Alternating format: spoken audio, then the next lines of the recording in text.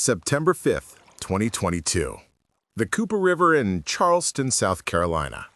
The winds are north at 5 knots, visibility is 10 miles, and the current is flooding at 1 knot. On the bridge of the 600-foot tanker, the Bow Triumph, a veteran harbor pilot is in command. He has sailed this river hundreds of times. At his side are the ship's master, a second officer, and a helmsman at the wheel. As they approach a sharp bend in the river, the pilot gives a routine command, port 20. The helmsman repeats the order and turns the wheel. From the rudder angle indicator, everyone on the bridge can see the rudder moving to 20 degrees port. But then, something is wrong. The massive ship isn't turning. A few seconds later, another command, more urgent this time, hard to port. Still, nothing. The ship continues straight, aimed directly at Joint Base Charleston Naval Weapons Pier. How could a modern vessel with a fully functioning rudder and an expert pilot at the helm refuse to turn? The answer was not a failure of machinery, but a phenomenon of the riverbed itself. In this case study, there are two characters. First, the Bow Triumph, a modern Norwegian-flagged tanker built in 2015. She's a powerful and responsive ship, outfitted with a cutting-edge Becker rudder system. A rudder with a hinged flap to provide extra turning force and increased fuel efficiency.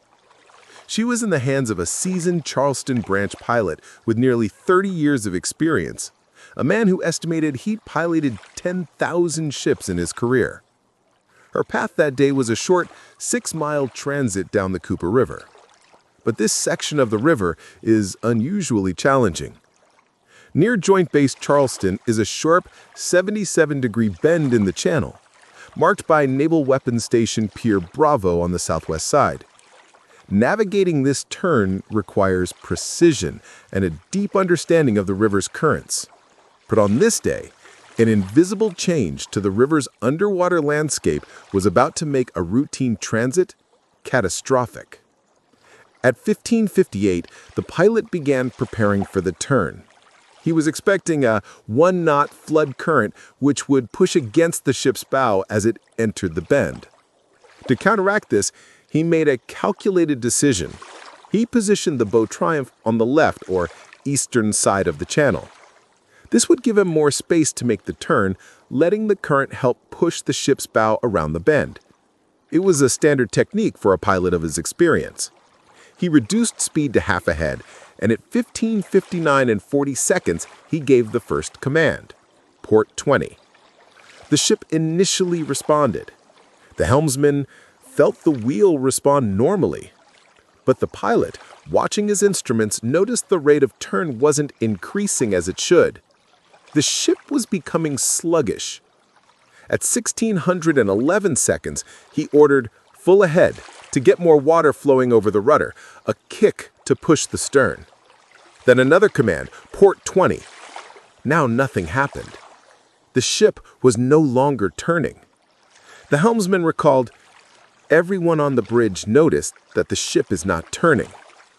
The pilot, seeing the same thing, gave another, more urgent order, hard to port. The helmsman spun the wheel. The rudder went to 35 degrees. Still, the ship plowed straight ahead. The bridge team was now fighting an invisible, unknown force. The pilot ordered a full Becker rudder, swinging the rudder and its flap to its maximum angle to create a thruster-like effect at the stern. But it was no use. The ship was being held in a grip they could not break. With the pier now just 300 feet away, the pilot gave his final commands. Emergency stop engine. Full astern. In the final desperate moments, a conflict of judgment erupted on the bridge. The pilot ordered the crew on the bow to drop the port anchor, a last-ditch effort to drag the ship's bow to the left and away from the pier. But the ship's master saw that a port turn would swing the stern out and would still cause a collision. More urgently, he saw that the bow was aimed directly at a massive steel tower on the end of the pier. He countermanded the pilot's order and yelled for the crew to drop the starboard anchor, hoping to pull the bow just enough to the right to avoid the tower. But it was far too late. Less than a minute after the first failed turn command at 16:02 and 20 seconds, the Bow Triumph's bow slammed into Pier Bravo at a 90-degree angle. The impact was immense, collapsing a 300-foot section of the concrete pier and sending debris into the river. Incredibly, no one was injured. After the incident, the crew, with the help of tugs, managed to back the ship away from the pier and proceed to a different terminal. Once safely docked, the damage assessment and investigation began. The Bow Triumph suffered a punctured bulbous bow and damage to its ballast tanks, with repair costs estimated at nearly $2.5 million. The damage to the pier was also catastrophic and estimated at over $27 million to demolish and rebuild. The incident was not an isolated one. In January 2024, another tanker, the Hafnia Amesi, was caught by the same hydrodynamic forces in the same spot and also struck Pier Bravo. This second incident reinforced the urgent need for the new safety measures. The story of the Bow Triumph is a stark reminder that the forces of nature and physics are unforgiving. A ship is only as safe as the water beneath its keel and the information available to its crew. In the aftermath, investigators faced a baffling mystery. Post-accident tests confirmed the Bow Triumph's steering gear was in perfect working order. The crew was professional, licensed, and experienced. So why didn't the ship turn? The answer was found not on the ship, but on the riverbed.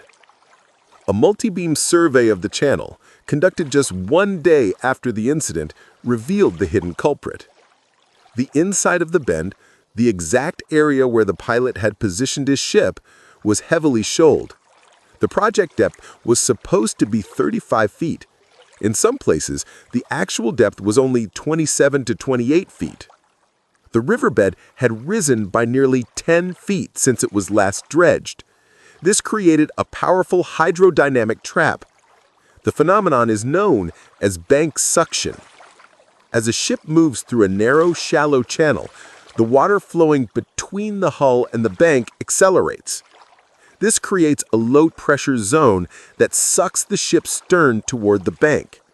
At the same time, a cushion of high-pressure water builds at the bow, pushing it away from the bank. The pilot was trying to turn left, but the physics of the water were pushing his bow to the right and pulling his stern to the left. The ship was caught, as the Pilots Association later wrote, as if on rails. The investigation revealed that the hydrographic survey data the pilot was using was from November of 2021, nearly 10 months old. 2 more recent surveys had been conducted, but had not been requested by the Pilots Association. Those later surveys showed that dangerous shoaling was getting worse. The pilot, relying on his experience and outdated information, had cut the turn tight and navigated into a trap.